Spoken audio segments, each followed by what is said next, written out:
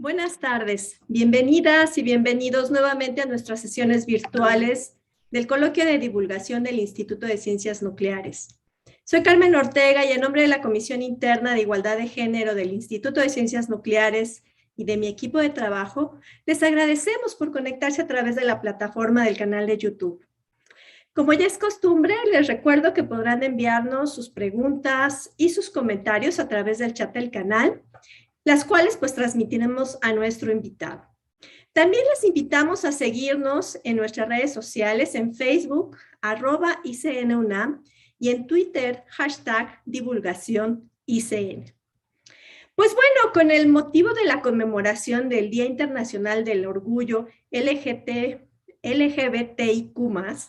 que se conmemora el próximo 28 de junio y tiene su origen en las protestas de 1969 en Stonewall Inn, la universidad ha organizado una serie de eventos en el marco del Mes del Orgullo Puma. La Comisión Interna de Igualdad de Género del Instituto de Ciencias Nucleares se ha sumado a estas actividades y hemos organizado esta charla sobre diversidades sexogenéricas en la academia, que será impartida por el maestro Rubén Hernández Duarte, quien pertenece a la Coordinación para la Igualdad de Género de la UNAM. Y bueno, antes de darle la palabra a Rubén, permítanme platicarles brevemente su trayectoria académica. Rubén es disidente de género, no binario, estudió la licenciatura en Ciencias de la Comunicación y obtuvo el grado de maestría en Estudios Políticos y Sociales de la Universidad Nacional Autónoma de México. Ha colaborado en proyectos de investigación en la UNAM, en el Centro de Investigaciones y Estudios Superiores de Antropología Social, también conocido como CIESAS. Su trabajo académico se interesa por la vulnerabilidad de los individuos a la luz de las violencias y del cuidado de la salud desde los enfoques de género y las juventudes. Estuvo a cargo de la Secretaría de Igualdad de Género del Centro de Investigaciones y Estudios de Género de 2017 a 2020, docente de asignatura desde 2015. Actualmente, Rubén es responsable de la Dirección de Políticas de Igualdad y No Discriminación de la Coordinación para la Igualdad de Género de la UNAM. Y sus líneas de investigación son riesgo, salud sexual, violencia de género y juventudes. Pues me da muchísimo gusto darle la bienvenida a Rubén y agradecerle por impartir esta charla en el marco de esta conmemoración. Y pues bueno, Rubén, pues ya eres parte de casa. Así que pues cuando decidas comenzar. Muchas gracias, Carmen. Claro que sí, con todo gusto. Saludo con alegría a la comunidad del Instituto de Ciencias Nucleares. Agradezco la invitación a través tuya, Carmen, y también de la Comisión Interna para la Igualdad de Género del Instituto. Y también saludo a todas las personas que están sintonizando esta transmisión en un momento que para mí es muy importante porque nos permite, nos posibilita construir una reflexión importante a propósito de una desigualdad de género específica que se articula en el sistema en el que vivimos, que podemos nombrar preliminarmente el sistema patriarcal, y que se pliega de una manera específica en la universidad. Me estoy refiriendo a las desigualdades que vivimos las diversidades sexogenéricas en un sentido amplio y de una manera específica en nuestra vida en la universidad. Y por eso me alegra, me congratulo que podamos habilitar espacios para construir reflexiones en este horizonte. Para efectos de presentación, voy a compartirles mi pantalla. Creo que ahí ya se está mostrando y acompañaré estas reflexiones con unas láminas que preparé para poder estar aquí con ustedes a partir de esta charla. Muy bien, pues comencemos. Les propongo que arranquemos. Algo que me parecía fundamental como un preámbulo, pero también como una condición necesaria para construir una reflexión sobre las diversidades sexogenéricas en la universidad, es que quienes estamos en este espacio, quienes ahora nos estamos escuchando, pudiéramos partir de una primera reflexión que al menos nos ayudara a reconocer desde qué lugar de enunciación podemos construir una reflexión sobre las diversidades sexogenéricas. Me refiero a que si bien existimos personas que nos encarnamos y que nos construimos subjetivamente desde la condición de diversidad sexogenérica, y en ese sentido, hablar de diversidad sexogenéricas implica hablar de nuestra propia persona, también hay personas que no se reconocen desde la condición de diversidad sexogenérica y que justamente por no reconocerse desde ese lugar, por la razón que sea, no lo planteo como un señalamiento, a veces desde ese lugar de enunciación, encuentran pocos referentes o tienen pocas herramientas para poder establecer una vinculación ética y política en relación con lo que supone ser una diversidad sexogenérica en este mundo específico de desigualdades en el que vivimos. Entonces, por eso, de manera inicial, lo que les quiero proponer es que arranquemos con una dinámica participativa. Sé que ahora estamos a distancia y que no les puedo hacer esta pregunta de manera directa, pero tenemos la herramienta del chat en las diferentes plataformas en las que ustedes estén. Y me gustaría, como provocación, pedirles a quienes están escuchando que se aventuren a llenar los espacios vacíos que ustedes pueden observar en la sentencia que está colocada en la pantalla. La propuesta es la siguiente: que completemos la oración yo soy. Ahí hay un espacio que cada quien puede completar desde eso que le evoca la construcción yo soy. Mi pronombre es. Ahí también tenemos otro espacio para completar desde nuestro lugar qué reconocemos, qué identificamos cuando nos hacemos este planteamiento. Y cuando escucho diversidad sexogenérica, lo primero que pienso es, y ahí también podemos completar la oración. Ya más adelante quizás Carmen nos podrá ayudar a recuperar algunas reflexiones de las personas que están escuchando esta transmisión, y pues me encantaría saber desde dónde cada quien se enuncia, desde dónde cada quien se nombra y desde dónde cada quien se establece relacionalmente frente a la noción de diversidad sexogenérica. Y eso va a ser fundamental para que después podamos construir una politización desde el lugar en el que nos encontremos en relación con lo que supone ser y estar frente o desde la realidad de la diversidad sexogenérica. Más adelante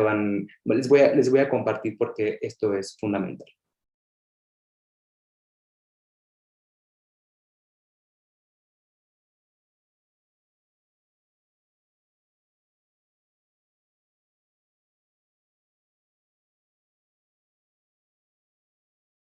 La serie se llama Familias Diversas del medio de comunicación Vice.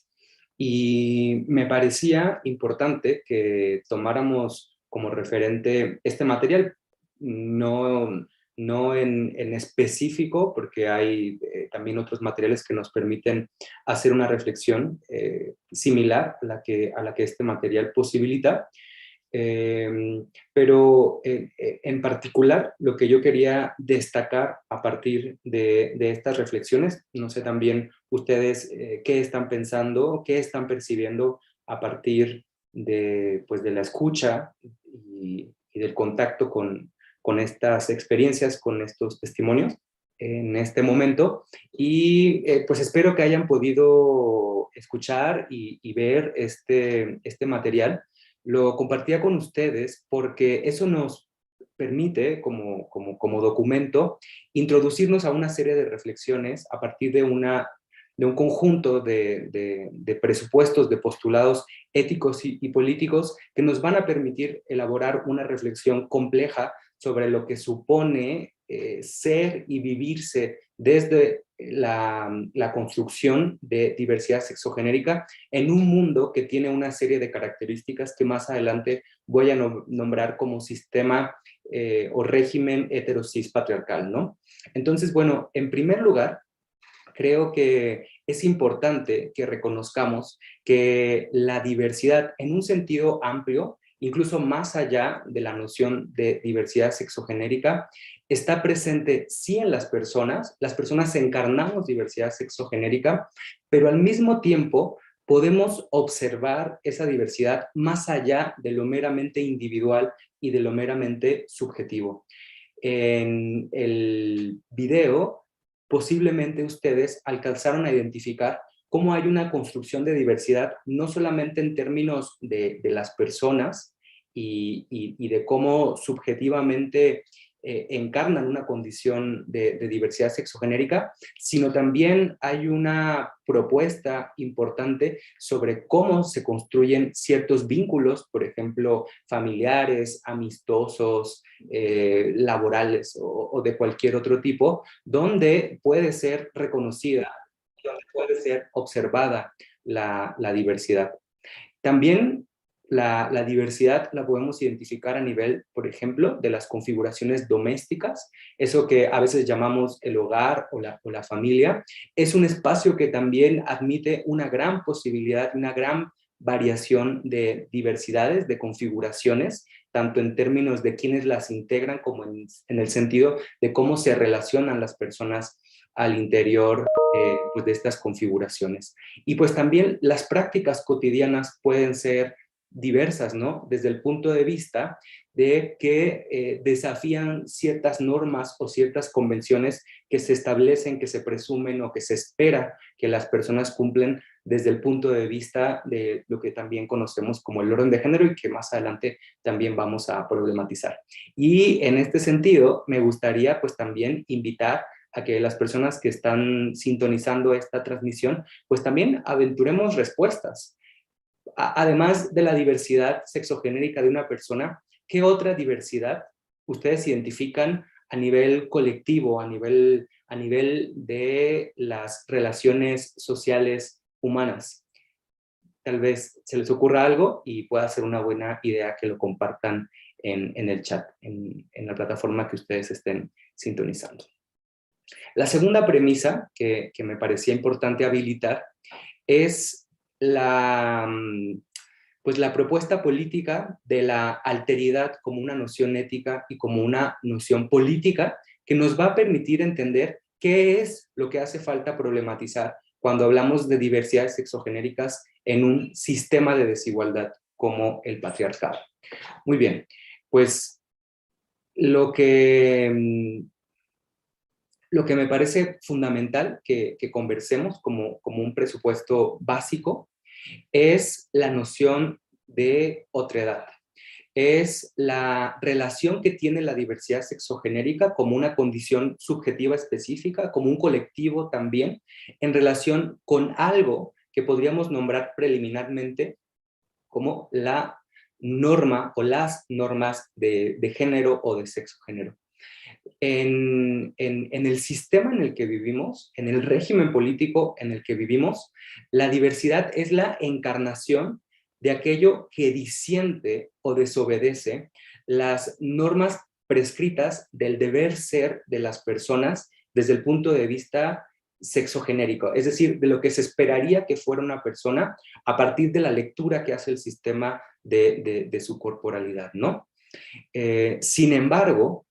quedarnos con esa noción y no problematizar la noción de diversidad como otredad, a la larga tiene costos políticos muy grandes que si no observamos pueden dejar estable la noción de diversidad como aquello que es diferente a la norma y no nos va a permitir en ese sentido interpelar la propia construcción de lo que entendemos como norma. Por eso lo que planteo aquí en esta diapositiva es que cuando le llamamos otredad, otro, otra, otre o diferente a alguien o a una colectividad sin reconocernos al mismo tiempo como diferentes, nos asumimos entonces como normales, entre comillas, y al suponer o al asumir la posición de normalidad, lo que estamos encarnando desde el punto de vista de esta lectura del sistema en el que vivimos es la posición o el lugar de la norma, de aquello que que se considera el deber ser, lo preestablecido, lo prescrito en términos de las regulaciones, las relaciones sociales que derivan del sistema binario del orden de género, ¿no? Y esto es fuertemente problemático, sobre todo para las personas que no se reconocen o no se viven como diversidades sexogenéricas. Es decir, no quiero plantear que las personas, por ejemplo, que se reconocen o se viven como heterosexuales, o se reconocen o se viven como cisgénero, sean problemáticas en sí mismas como condición. Lo que quiero plantear es lo problemático que es que las personas que encarnan esos lugares asuman de inmediato como diferente a la diversidad sexogenérica y no presupongan que en sí mismas las personas heterosis y en diferentes posiciones asimilables por el sistema como válidas, que no asuman que son una posibilidad más, que no se asuman como una diferencia en relación con otras diferencias. Eso es lo que el concepto de alteridad nos permite postular de una manera ética que desestabiliza la noción de que existe en el mundo un centro normativo y una serie de periferias que orbitan alrededor de esa normalidad y que son desviaciones de esa condición normal, de esa condición que se establece como más válida en relación con otras. Entonces, esta segunda reflexión tiene que ver con una invitación a desestabilizar nuestras propias nociones de lo normal y a cuestionarnos qué estamos diciendo cuando le nombramos a alguien diferente sin reconocernos al mismo tiempo como diferentes. ¿No será que entonces estamos presuponiendo que estamos en un lugar normal, en un lugar de normalidad, y al hacer esto estamos inhabilitando la posibilidad de reconocer que nos beneficiamos de un sistema de desigualdad que nos asimila más fácilmente que a otras personas y en ese sentido nos confiere beneficios? Y ahí podríamos plantear toda una serie de desafíos éticos y políticos transformadores en el sentido de renunciar a esa desigualdad estructural que clasifica de manera jerárquica y subordinada a unas realidades en otras por coincidir o no con ciertas normas, ¿no? Eso me hace llegar al tercer postulado político, que tiene que ver con también problematizar a las propias diversidades sexogenéricas desde un punto de vista ético y político. Por eso ustedes pueden ver aquí en pantalla una afirmación que hace falta argumentar, que tiene que ver con que cuando hablamos de diversidad sexogenérica, no estamos hablando de una categoría en términos morales, en términos de bondad o de maldad. Estamos hablando de una condición que encarnamos las personas que nos puede vulnerar por las características, por las condiciones del sistema en el que vivimos, pero que no por esa razón en automático nos convierte en buenas personas o en personas que nos construimos desde una política y desde una ética que interpele el sistema de desigualdad del que somos parte. De hecho, las diversidades, aún dentro de nuestra condición de diversidad y aún cuando eso pueda suponer subordinación u opresión, podemos reproducir el sistema del que somos parte, porque bueno, esa es una de las formas subjetivas que tiene la estructura al encarnarse en las personas. Por eso les planteo que agreguemos a la noción de diversidad sexogenérica el concepto de disidencia,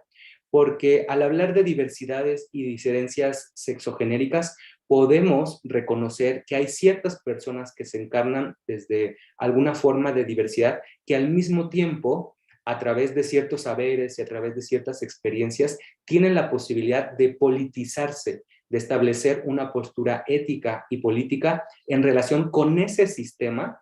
que nos clasifica, que nos jerarquiza y que nos acomoda en el mundo de cierta manera y que vamos a nombrar como el sistema hetero-cis patriarcal.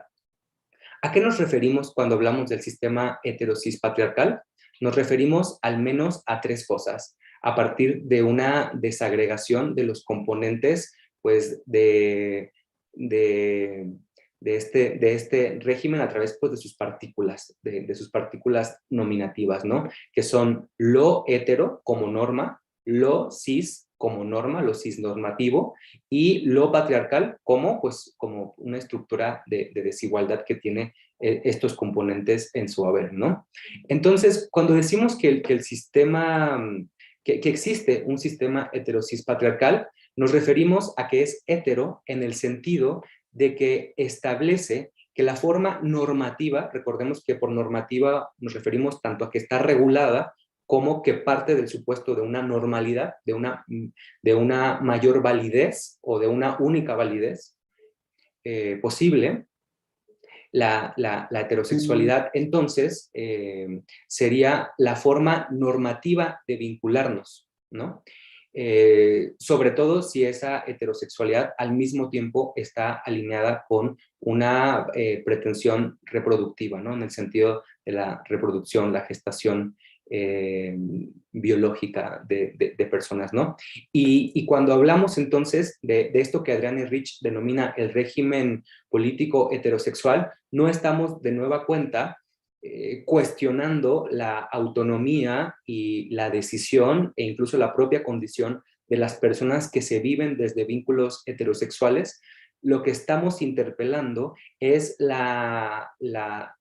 dimensión que construye como un sistema normativo a la heterosexualidad,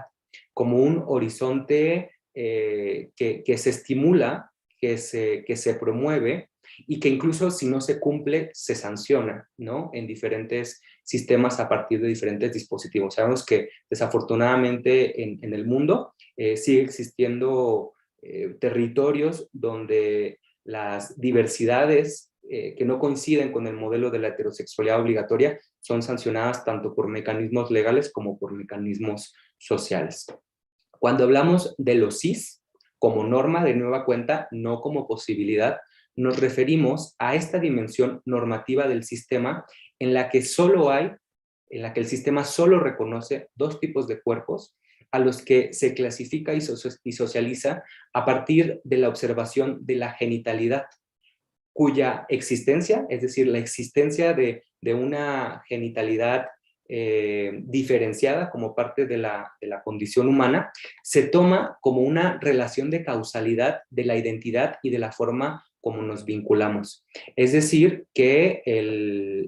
un sistema cisnormativo es un sistema que lee a las personas a partir de su corporalidad, en específico de su genitalidad y a veces de algunos caracteres sexuales secundarios, y a partir de la lectura de esos elementos asigna y espera el cumplimiento de ciertas prácticas identitarias y vinculatorias. Cuando hablo de vinculación, estoy incluyendo también la heterosexualidad como vínculo. Y finalmente, patriarcal, la última partícula de este trinomio hetero-cis patriarcal, nos refiere y nos permite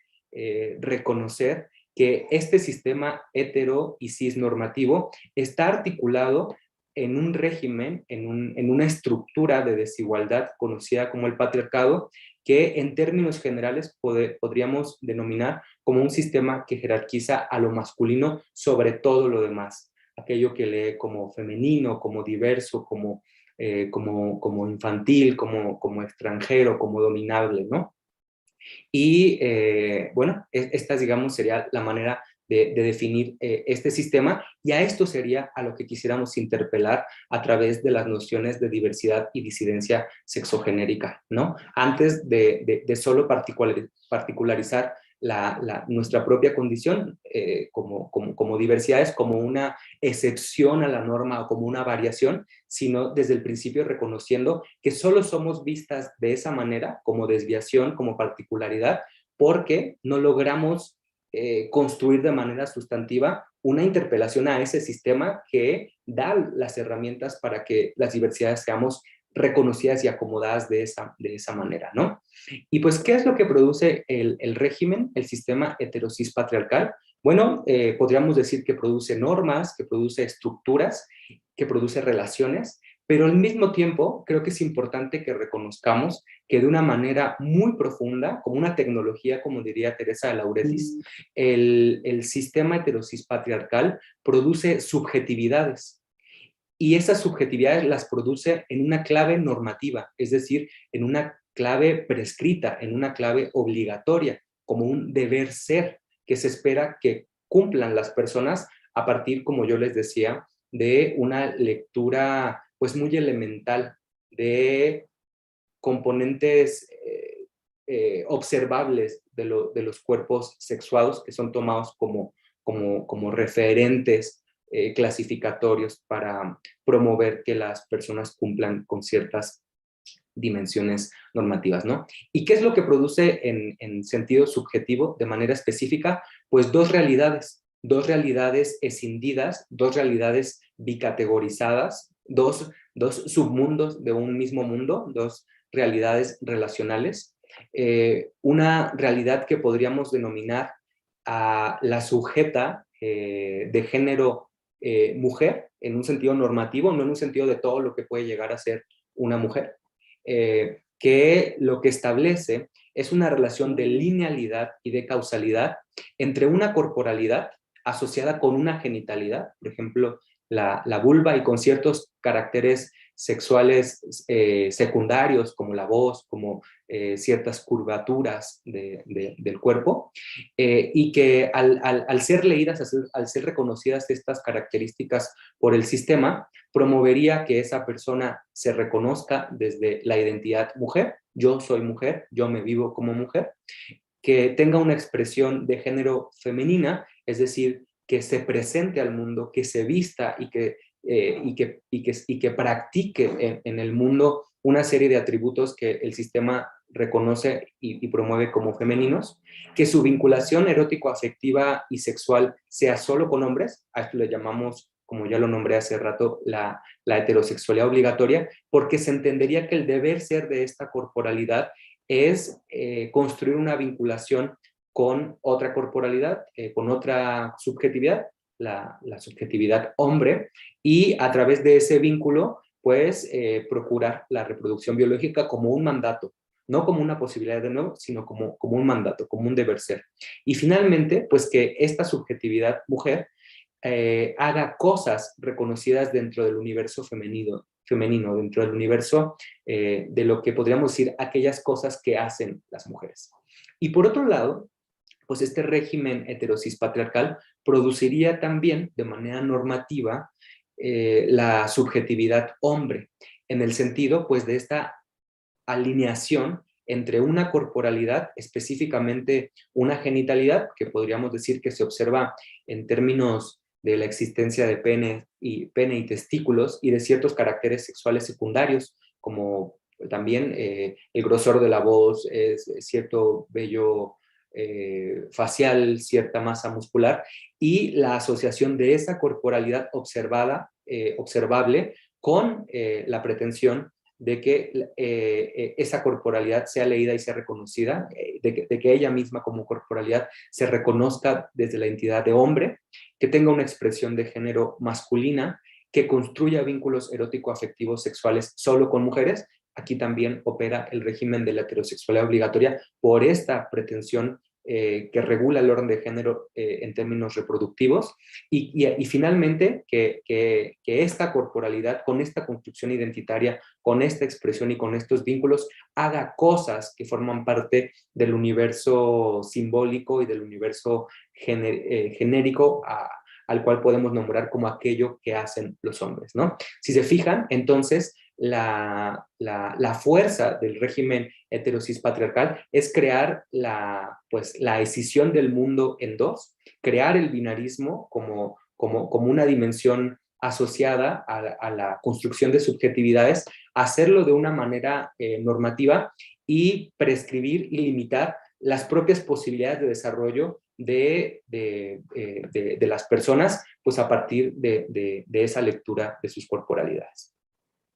Y con esto pues podemos pasar a la última premisa de la exposición, que tiene que ver con que una vez que reconocemos este sistema y una vez que lo nombramos, podemos ahora habilitar una reflexión y una propuesta, una apuesta ético-política, que podríamos frasear en los siguientes términos: la emancipación de las diversidades sexogenéricas, la liberación de este sistema cis heteropatriarcal que nombré. Si bien es importante y es relevante para nuestra condición, está asociada también con la emancipación de todas las personas a los modelos normativos de sexo-género que constriñen y limitan su libre desarrollo, la exploración como una posibilidad y el tránsito de las personas en general por diferentes formas de ser, estar y vincularse en el mundo. Es decir, que cuando reconocemos una política de disidencia sexogenérica, si bien estamos pensando en construir un mundo que no nos oprima en nuestra diversidad a las diversidades sexogenéricas, estamos pensando en que la erradicación de este sistema también sería benéfico en términos de las posibilidades que abriría para cualquier persona desde el punto de vista de no estar obligada a cumplir un modelo normativo que no siempre se vislumbra como un horizonte, desde el punto de vista de que este sistema no solo es normativo porque se normaliza, sino también porque se naturaliza, se da como transparente y innecesario de problematización, ¿no? Y a partir pues, de estas premisas políticas, lo que quisiera hacer en los siguientes minutos es compartirles qué es lo que hace este sistema, el régimen heterosis patriarcal, en relación con las diferentes diversidades que somos reconocidas desde el acrónimo LGBTIQ+, como ustedes lo ven aquí en la pantalla, o desde la propia noción de diversidad sexogenérica, que agrega una serie de condiciones que son diversas en sí mismas, unas en relación con otras, ¿no? Y que tienen que ver al menos con las diversidades que reconocemos por las formas como nos vinculamos erótico y afectivamente con diferentes personas. Aquí, por eso hablamos de las mujeres lesbianas, los gays y las personas bisexuales. En términos también de las diversidades por identidad de género, que la propia T en este acrónimo nos recuerda, en el sentido de que esta T representa a las personas trans, es decir, personas que incumplen ese criterio que nombré hace rato como la construcción cisnormativa del mundo, ¿no? Que incumplen esta relación de causalidad y de linealidad entre una corporalidad y una identidad deseable o específica, ¿no? También nos referimos a las diversidades que tienen que ver con las múltiples posibilidades de ser del cuerpo sexuado, una condición que no decidimos las personas, sino que es el terreno que habitamos en nuestro ser y estar en el mundo, y está ahí del acrónimo LGBTIQ+, nos recuerda a las personas intersexuales, que ahora voy a caracterizar de una manera más específica, pero pues que se construyen en este horizonte de diversidad desde el reconocimiento de un cuerpo sexuado diverso. Y la Q, que tiene que ver con las diversidades por disidencia de género, y que podríamos también pues nombrar como las personas que se politizan, ¿no? No sé si recuerdan cuando hablé de disidencia como una postura política frente al régimen cis heteropatriarcal, y que también tiene que ver con una politización en la que las personas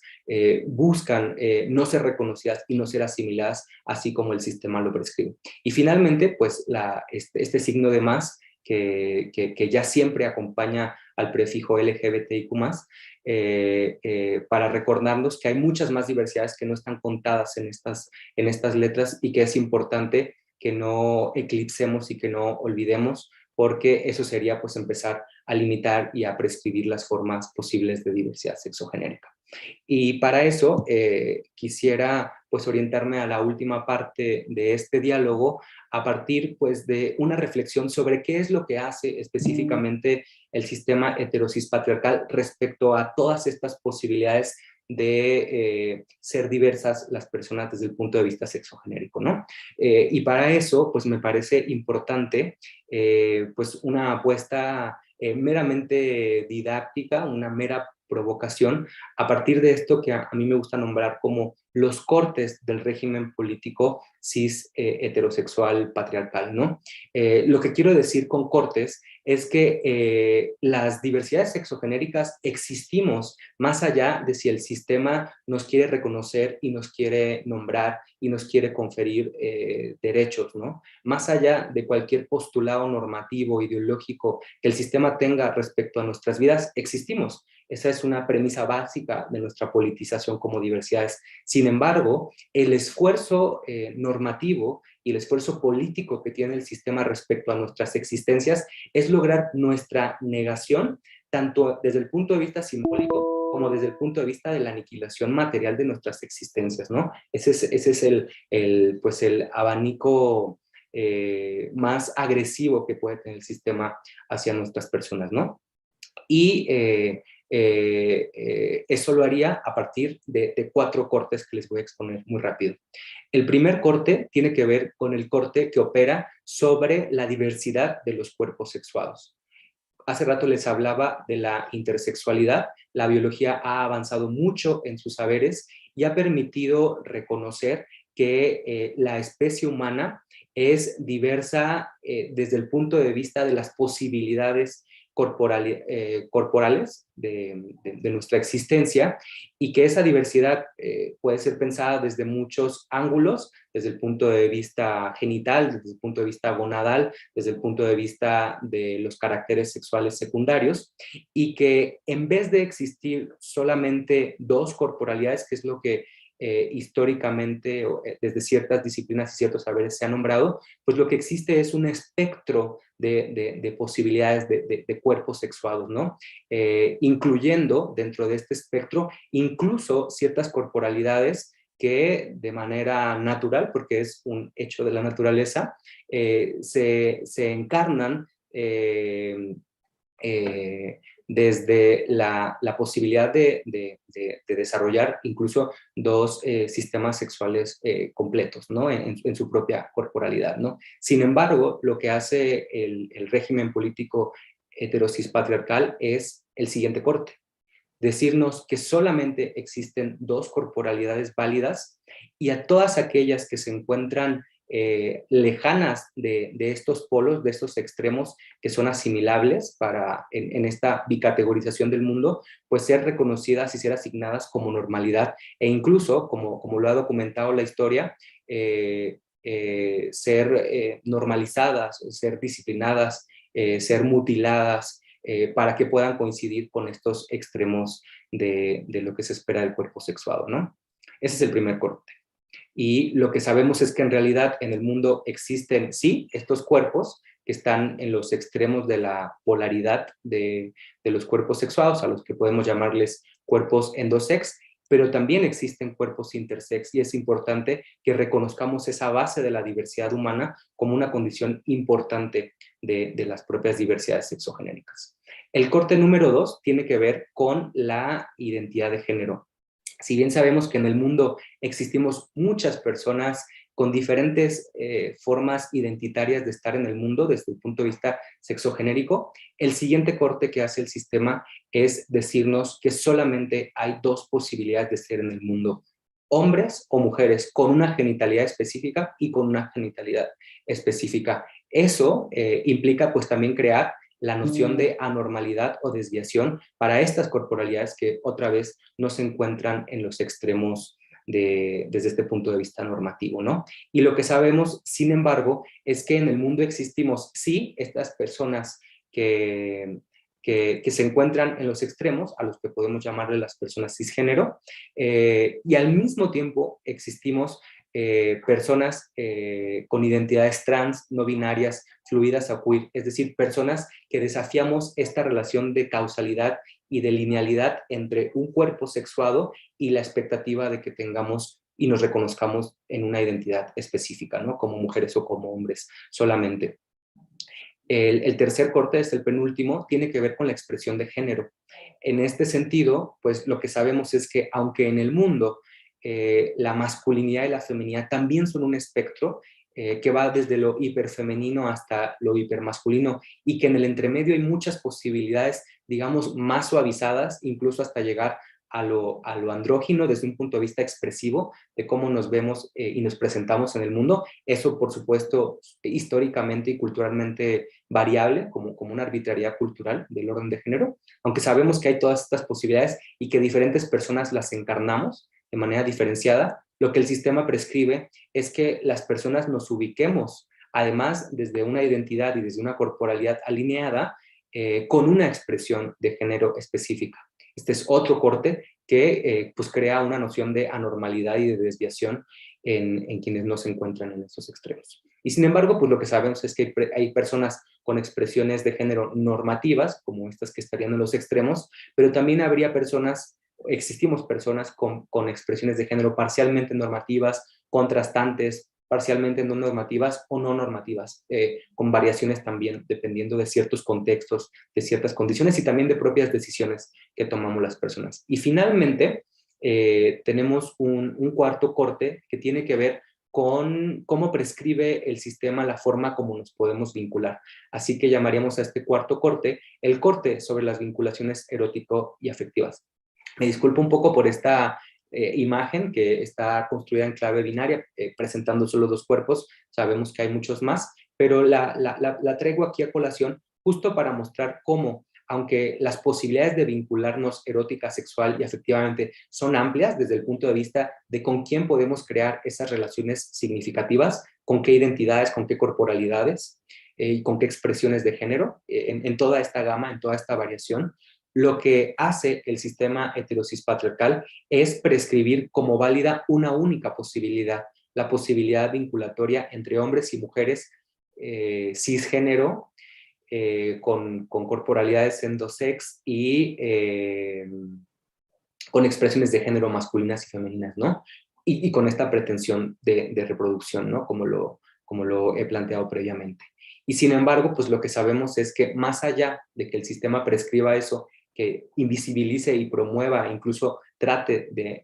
y muchas veces llegue a aniquilar a personas con prácticas que no coinciden con este modelo de referencia. En el mundo hay personas homosexuales, lesbianas, bisexuales, pansexuales, demisexuales, asexuales, y es fundamental pues que habilitemos y reconozcamos estas existencias como una forma de autocompletarse, ¿no? Y bueno, ya voy a casi cerrar, nada más quería mostrarles qué es lo que pasa cuando mudamos nuestra reflexión de una concepción del mundo y de una concepción del orden de género que va de un esquema, de una forma de concebir la realidad en clave binaria, donde solamente hay dos opciones posibles y donde la inercia nos llevaría a tener que acomodarnos de manera categórica y de una vez y para siempre en un lugar. ¿Qué pasa cuando abandonamos esta forma de asignación como esta forma normativa y transitamos a una visión espectral de la realidad de las diversidades sexogenéricas? Yo aquí les estoy compartiendo mi testimonio, la manera como yo me encarno en el mundo, pero pues cada quien puede hacer su propio ejercicio con una estrellita, con su dedo, como cada quien lo decida, para autorreconocer dónde está en términos de su cuerpo sexuado, desde el punto de vista de reconocer nuestra propia corporalidad, la propia diversidad de nuestro cuerpo. ¿Dónde estamos desde el punto de vista de nuestra identidad de género, ¿no? Tomando las categorías de hombre y mujer como polaridades de un espectro y no como categorías excluyentes, ¿no? ¿Dónde estamos desde el punto de vista de la expresión de género, también tomando la masculinidad y la feminidad como un espectro y no como normas? ¿Y dónde estamos en nuestras vinculaciones erótico-afectivas tomando ciertas formas vinculares como la heterosexualidad, no como norma, sino como posibilidad, y otras formas no vinculatorias no normativas, ¿no? Yo aquí les pongo cómo estoy, pero pues cada quien puede también hacer su propio ejercicio, reconociendo pues que esto es algo siempre provisional y siempre en proceso de construcción. Esa sería una apuesta emancipatoria. Y pues ahora sí, para cerrar, solamente quisiera hacer bien rápido pues una reflexión sobre cómo a partir de este reconocimiento político de quiénes somos, las diversidades sexogenéricas, cómo nos posicionamos y cómo nos politizamos en relación con un régimen de desigualdad y de opresión que normativamente constriñe la vida de todas las personas, pero de manera específica a nosotras, a las diversidades sexogenéricas. Quisiera pues terminar diciendo que pues esa politización ha tenido frutos importantes en términos de toda una agenda de derechos que se han logrado y que se han institucionalizado como resultado del activismo de varias décadas de trabajo. La doctora Carmen ya refería a los antecedentes del activismo LGBTIQ+, de las diversidades sexogenéricas, pero pues sí me parecía importante enunciar nuestros derechos reconocidos sin compartirlo o plantearlo como un horizonte final, sino como un horizonte de proceso en el que nos encontramos y que vale la pena que nos lo apropiemos como un lenguaje a partir del cual podemos exigir de una manera cada vez más contundente que no se violente nuestra existencia en los mundos en los que convivimos, como la universidad. Entonces, pues rápidamente, nuestros derechos al menos son los siguientes. Tenemos derecho a la igualdad. Recordemos que la igualdad no significa que las personas seamos iguales, sino que en relación con nuestras diferencias, por eso hemos hecho un ejercicio de alteridad, nuestras diferencias no supongan que seamos excluidas de la posibilidad de tener un igual, ahí está la igualdad, acceso a derechos, que no estemos en un estándar de derechos inferior a cualquier otro grupo. Tenemos el derecho a la no discriminación, que es un complemento, es un par, la igualdad y la no discriminación, pero en este caso, el derecho de la no discriminación lo que implica es que nuestra condición no suponga un trato desfavorable a nuestras vidas, que por ser trans, que por ser no binarias, que por ser bisexuales, lesbianas, intersexuales, que esa condición no implique la posibilidad de que no podamos tener acceso a un derecho que tienen otros grupos, sobre todo que están cercanos a lo que el sistema lee como normativo, ¿no? Por ejemplo, entrar a un baño, por ejemplo, poder declarar nuestra identidad en un formato o poder incorporarnos en un mercado laboral calificado como la academia, ¿no? Por eso es bien relevante que hablemos de no discriminación en la academia. El derecho a una vida libre de violencia, que pues ustedes seguramente lo conocen y que tiene que ver con que se habiliten las condiciones para que no vivamos ningún tipo ni modalidad de violencia como una condición de integralidad de nuestras vidas. El derecho a la identidad, que ya está reconocido en México a nivel jurisprudencial y a nivel también de la legislación de varios estados de la República, que implica el reconocimiento tanto legal como social de nuestras identidades elegidas y que además recientemente no puede ser constreñido a la mayoría de edad, a la mayoría de 18 años, ¿no? Ya la Suprema Corte de Justicia declaró inconstitucional que los estados consideren este derecho solo para personas mayores de 18 años. Y pues decir que el derecho a la identidad es un derecho nuestro, eso es algo que ha costado trabajo que sea reconocido, porque hay otras personas que parten del presupuesto de que el reconocimiento de la identidad es un derecho suyo, ¿no? De quienes se vinculan con nuestras existencias, y no lo es. En realidad ese derecho es nuestro y es obligación de todas las personas que sea reconocido, no solo a nivel legal, sino a nivel social, en los espacios en los que transitamos. Esto está muy asociado a un antepenúltimo derecho, que es el derecho al libre desarrollo de nuestra personalidad. Es fundamental que las diversidades nos apropiemos de este derecho, que también existe a nivel jurisprudencial en nuestro país y que tiene que ver con ese derecho, con ese ámbito de posibilidad de autodeterminarnos, autodeterminar nuestro nombre, nuestro pronombre, nuestra identidad, nuestro proyecto personal, nuestro arreglo, nuestra manera de presentarnos y estar en el mundo, y que tendría que ser un ámbito que no puede ser prescrito, que no puede ser invadido por ninguna reglamentación de carácter social ni de carácter legal, que está solamente a decisión nuestra. Es un ámbito de nuestra libertad, de nuestro desarrollo.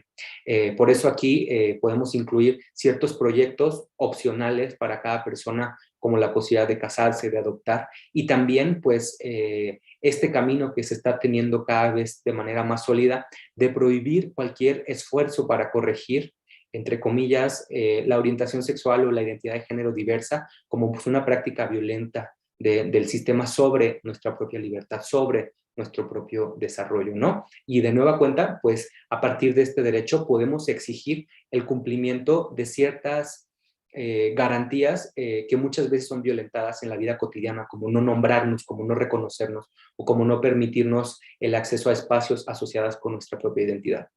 Y finalmente, ya con esto voy a cerrar, quise incluir estos dos derechos, el derecho a la educación y el derecho a la salud, porque al nombrar estos dos derechos, que son mucho más amplios, que son derechos humanos universales y que, bueno, todos los derechos humanos son universales, pero estos dos derechos tienen un ámbito de competencia mucho más amplio que las diversidades, pero lo que quería nombrar es que cuando las diversidades sexogenéricas sufrimos discriminación, por lo general se violentan otros derechos en automático. Si sentimos malestar por una discriminación, es posible que no continuemos, por ejemplo, en un espacio educativo, y en ese sentido se violenta nuestro derecho a la educación. Y de igual manera, si vivimos discriminación, es posible que sintamos malestar, que sintamos incomodidad, que no sintamos bienestar emocional y subjetivo, y en ese sentido pues estaría violentando también nuestro derecho a una salud integral. Por eso es importante eso, que nos apropiemos de nuestros derechos, que los politicemos y que cada vez más construyamos una agenda sustantiva en clave de derechos humanos de las diversidades sexogenéricas, porque es un avance que podemos reconocer. Y ahora sí, ya para cerrar, pues solamente quería hacer un último pronunciamiento que nos permita también como universidad politizarnos, como universidad reconocer nuestras propias diversidades como parte del entendimiento de lo que nombramos como comunidad universitaria, y que quisiera decir en estos términos para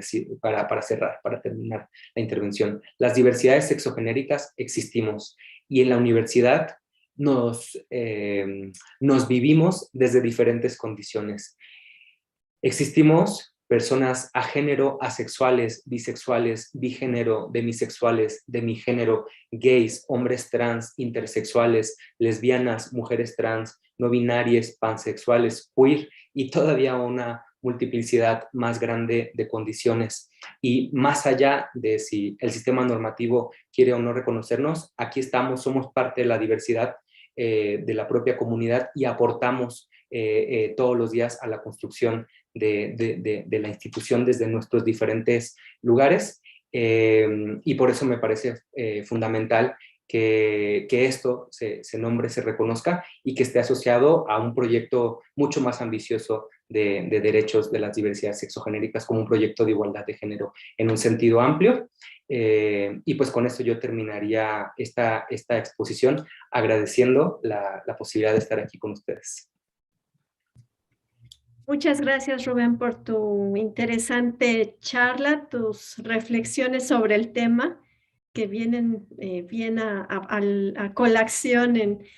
primero en el marco de todas estas actividades que organiza la UNAM y de esta preocupación que en los últimos años se ha venido atendiendo desde la universidad, pues para justamente, ¿no?, generar espacios abiertos para el diálogo en donde se pueda hablar libremente de temas que todavía hasta hace no mucho se consideraban tabús, ¿no? Entonces creo que eso es súper importante que hoy lo podamos hacer y bueno, y en ese contexto, pues poder contar contigo, con tu experiencia en esta área, porque creo que fue muy enriquecedor. pues estoy invitando a nuestros asistentes a que nos compartan su reflexión justamente sobre esta primera parte de tu charla, en donde nos invitaste a completar, ¿no? Este enunciado. Yo soy, mi pronombre es, y cuando escucho diversidad sexogenérica, lo primero que pienso es, y ahí queda abierta esta reflexión. Entonces, ya están empezando a llegar algunos comentarios. A ver, Armando Rojas pregunta, vamos a dejar que se animen a ir contestando, pero Armando Rojas pregunta, ¿se puede ser hetero, cis, patriarcal más diversos? Muchas gracias. Con mucho gusto respondo la pregunta, Armando. ¿Se puede ser heterosis patriarcal y diversos? Sí. Porque las diversidades sexogenéricas, cuando no nos politizamos y cuando no construimos una agenda que reconozca y que entienda qué produce este régimen político del que somos parte, por esa ausencia de politización, por esa ausencia de una construcción ética frente a los daños y frente a los efectos nocivos de la construcción normativa de este régimen, que tú bien normas como el sistema heterosis patriarcal, frente a esta ausencia, pues podemos reproducir los componentes y las características del sistema. Y es por esa razón que comúnmente dentro del ámbito del activismo LGBTI+, o de las diversidades sexogenéricas, pues hablamos de este desdoblamiento entre diversidad sexogenérica y disidencia sexogenérica. Una diversidad sexogenérica, por ejemplo, puede tener una forma de vinculación erótica y afectiva diversa, desde el punto de vista de que no es heterosexual, pero incluso en esa diversidad vinculatoria puede ejercer prácticas, por ejemplo, pensemos de violencia sexual, de control, de manipulación, de jerarquización. Y creo que a veces es difícil que dentro de las propias diversidades nombremos nuestras propias violencias, nombremos nuestras propias prácticas de discriminación y que nos reconozcamos, pues eso, como subjetividades que nos hemos troquelado y que somos también resultado de este sistema. Y que si bien de alguna manera desobedecemos, pues eso no significa que por desobedecer de alguna manera el sistema, en automático todas nuestras prácticas estén alineadas a una desobediencia integral de todos los valores de este sistema. Y por eso la convocatoria, cuando hablamos de estos temas, no es solo a que erradiquemos la discriminación de las personas que no se viven como diversidades sexogenéricas en relación con nuestras existencias, sino que las propias diversidades sexogenéricas habilitemos una reflexión crítica sobre nuestra condición genealógica patriarcal y que también pues construyamos una agenda de desobediencia pacífica, ética, amorosa y acompañada pues de todos estos componentes subjetivos que hemos asimilado como parte de nuestro ser y estar en este sistema normativo. Gracias. Y justamente en el sentido de la pregunta de Armando, me gustaría complementar un poco la discusión. En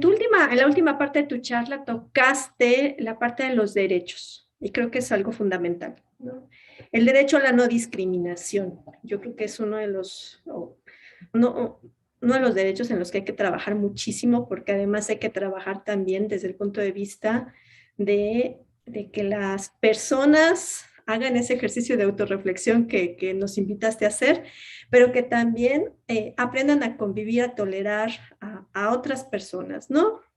Y no nada más que tenga que ver con la diversidad sexogenérica, sino en todos los sentidos, ¿no? Porque yo creo que el tema es súper amplio. Y a veces, no sé, es una impresión mía, quizá yo estoy en un error, parece que desde el lado de las comunidades sexodiversas, a veces también hay discriminación hacia las personas que están en los polos, hacia las personas que se identifican plenamente como mujeres y plenamente como hombres. Y entonces yo creo que también ahí hay que hacer un ejercicio, ¿no? Porque eso está generando pues un ambiente de odio, ¿no? Que va en dos direcciones. No sé qué pienses al respecto. Sí, sí puede existir y sí lo he identificado en ciertos espacios, incluso desde el activismo. No lo digo como una generalización, lo digo como pues también una precaución que es importante que construyamos a la hora de tejer vínculos, ¿no? Digamos, si reconocemos que lo que compartimos todas las personas, independientemente de nuestra corporalidad, independientemente también de las desobediencias que vayamos construyendo a lo largo de nuestra vida, es que provenimos del mismo sistema, del mismo régimen, que tiene esos componentes normativos.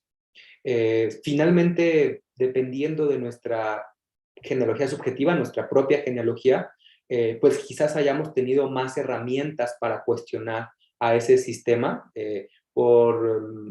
nuestra familia, el tipo que sea, ¿no? Por la escuela, por los grupos de socialización de los que somos o hemos sido parte. Independientemente pues de esa diversidad, el sistema sigue estando ahí y sigue prescribiendo y sigue teniendo toda una serie de componentes normativos que incluso, aunque identifiquemos y aunque desafiemos, pueden ser proyectados y devueltos hacia nuestras personas a través de la violencia o de mecanismos de disciplinamiento y de sanción, ¿no? En ese sentido, cuando hacemos esa primera reflexión y decimos, todas las personas venimos de este mismo sistema o nos reconocemos viviendo en este sistema, yo creo que podríamos pues también plantear que de alguna manera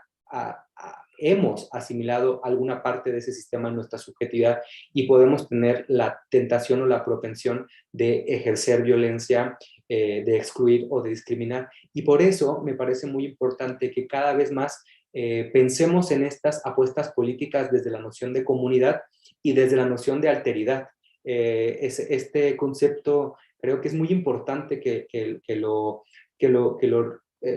pues que lo tomemos en cuenta desde el punto de vista conceptual, pero también desde el punto de vista de lo que eso supone como herramienta. La alteridad significa yo siempre reconocerme como una persona diferente de una red de diferencias donde todas las personas somos diferentes y no hay un centro normativo que le dé más validez a mi existencia respecto a la de otras personas. Y ese aviso es útil tanto para las personas que se encuentran en una condición que el sistema lee de manera asimilada porque coincide con la expectativa normativa. Ese aviso es importante para las personas heterosis con ciertas corporalidades asimilables para el sistema, pero también debe de ser un recordatorio para las propias diversidades, porque quizás a nivel de ciertas prácticas o de ciertas dimensiones no coincidimos con modelos normativos, pero habrá otras en las que sí, quizás porque no tenemos discapacidades, quizás porque por la lengua que hablamos, por nuestra condición migratoria, por nuestra estatura, por nuestro tono de piel. O sea, habrá un montón de condiciones de diferencia que si no problematizamos nos puede acomodar en una condición específica propicia o proclive al ejercicio de la violencia. Y pues por eso yo creo que la politización y la ética tienen que ser una herramienta para todas las personas y tiene que ser pensada sí desde el punto de vista de validarnos, reconocernos, nombrarnos, enorgullecernos de quienes somos y muchas veces incluso defender quienes somos, pero al mismo tiempo crear esta misma apuesta política en relación con las personas con las que nos vinculamos, reconocer, nombrar y celebrar la diferencia de las otras personas y entender que este sistema normativo se puede desarticular en la medida en que todas las personas nos volvamos una posibilidad más de ser y estar en el mundo y abandonemos la noción de lo normal y lo diferente, lo normal y lo que no cumple con esa norma, lo normal y lo desviado. Todas estas concepciones pues son una condición de imposibilidad para pues esta apuesta transformadora que pues ahora les compartí. Muchas gracias. Bueno, leo un comentario de Alejandra Reyes, donde nos dice que esta plática es de suma importancia para tener conocimiento, sensibilizarnos sobre este tema y pues asimismo entender y respetar a las diversidades. Y pues te agradece por la excelente charla. Pues ya no tengo más comentarios en el chat. Se nos va a quedar como tarea pendiente hacer ese enunciamiento que nos propusiste al inicio de tu charla. Pero bueno, de cualquier manera te agradecemos mucho por este esfuerzo, por generar este espacio de diálogo para que podamos pues, conocer más sobre estos temas, porque de repente tengo la impresión de que parecen temas de moda y a veces como que se trivializa, ¿no? Y no se está realmente pues conociendo de fondo pues las verdaderas problemáticas, ¿no? Te dejas llevar a veces un poco como por la moda, por lo que se dice por ahí, por acá. Entonces, pues bueno, definitivamente el poder contar contigo como experto, pues es un verdadero honor. Y pues a todos